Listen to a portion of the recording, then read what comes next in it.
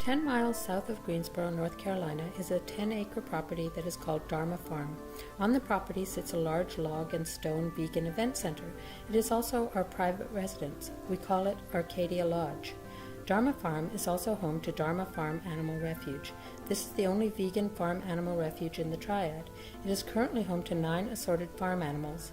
Some are adopted, some are rescues that we ransomed. Currently, we are not operating as a nonprofit.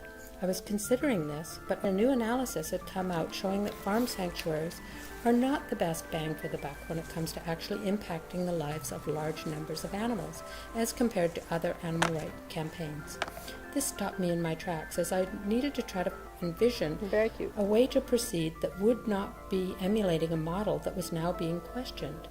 I found out about the micro-sanctuary movement from folks in the Durham area of North Carolina, where they advocate for people to adopt or rescue farm animals in smaller numbers and care for them, much like rescuing dogs and cats from the local pound. I now envision us possibly pursuing nonprofit status to become a temporary shelter for other farm animals to stay here, get care, and then be passed on to new, safe, and permanent homes. In the long run, I believe this will be the best way to help large numbers of farm animals in need.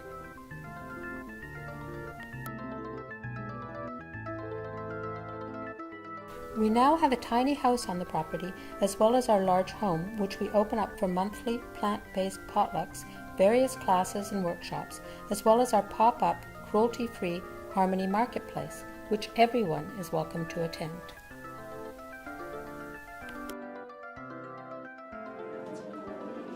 Did you get hot water? We can get more hot water if you want. No, I was actually going to say, I think. Many of our vendors, as well as our customers who come out to the pop-up marketplace, are not vegan, and we don't really proselytize. We do have information on hand about the health, environmental, as well as animal rights benefits of going vegan, and when asked, the vegans among us are not shy. Eating plants is a lot more sustainable than eating animals. So first I put in the cumin seeds, and now can you hear the crackling sound? Okay, so in goes my ginger and garlic. My husband has chopped these really fine. Thank you. At every market, we feature a vegan cooking demonstration at 3 p.m. The market goes from 10 a.m. until 4 p.m. the first Saturday of each month. So if you can smell the raw ginger and garlic right now, each time toss it, fill this sauce.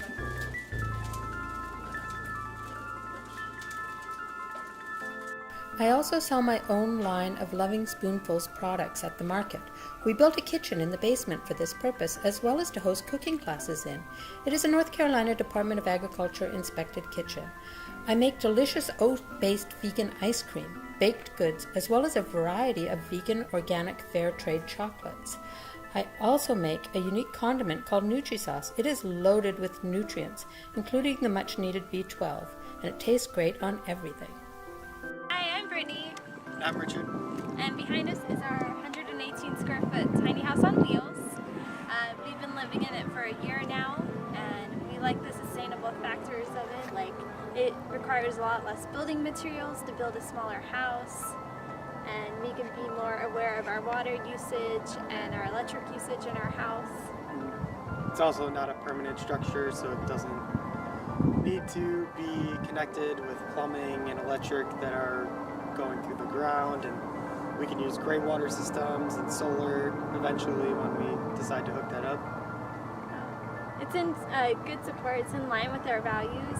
We try to have as little impact on the planet as we can, and part of that is eating a vegan diet. We've both been vegan for 3 years now, and another part of that is being as close to zero waste as possible, so we can use composting, we can purchase less items in plastic, and just less processed foods in general.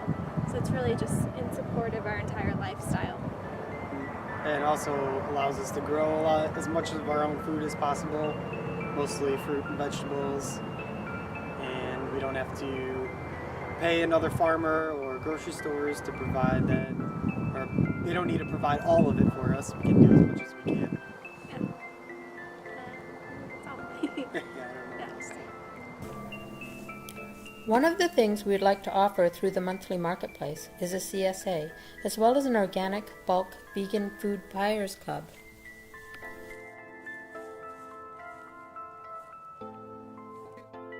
Every month we host a volunteer work day. Actually, it's half a day. Folks enjoy learning what it's like to take care of a bunch of farm critters. The potluck is usually on the same day. People who volunteer may stay for dinner without bringing a dish. There is always an abundance of good food. In every endeavor, we try to encourage a deeper appreciation of the environment, as well as living creatively and peacefully.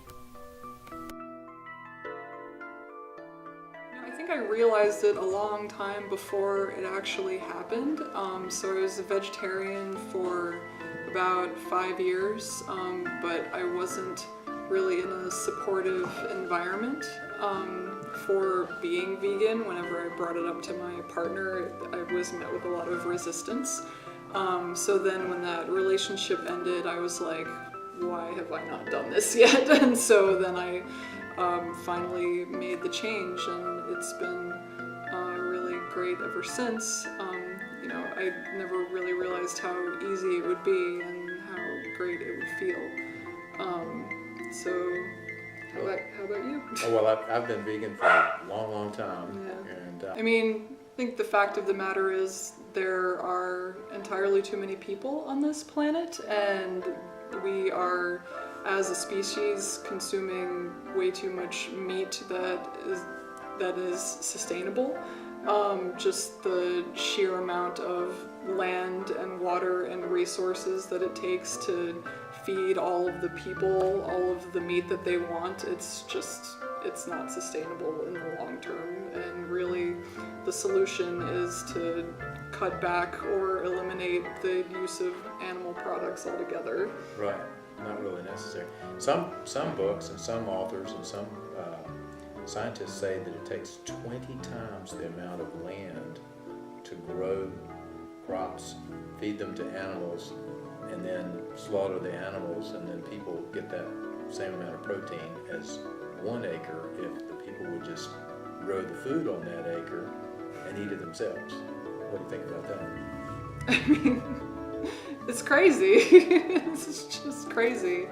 And, you know, it's especially people like you and I who are in a privileged first world sort of society. Like, we have a choice, and especially being omnivores, like, we have a choice what we put in our bodies. Like, we are not forced to eat just whatever is available to us. Like, we can go to the massive grocery stores and say, okay, I want to choose this like vegetable, grain, this organic product that I know is grown sustainably and that I know is not causing suffering to millions of living creatures across the world. Like, this is what I'm gonna spend my money on, this is what I'm gonna put in my body for the future of myself and, you know, the rest of the planet.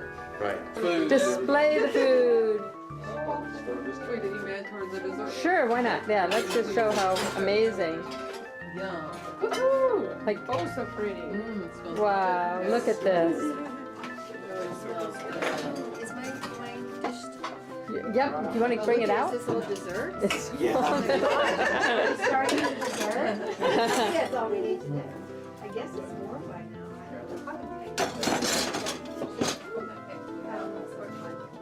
This is lemon coconut. Yeah. I made that.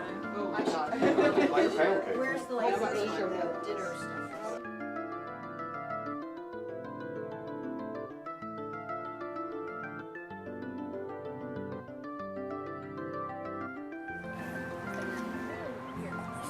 This is putting it in the fire brick. Has to be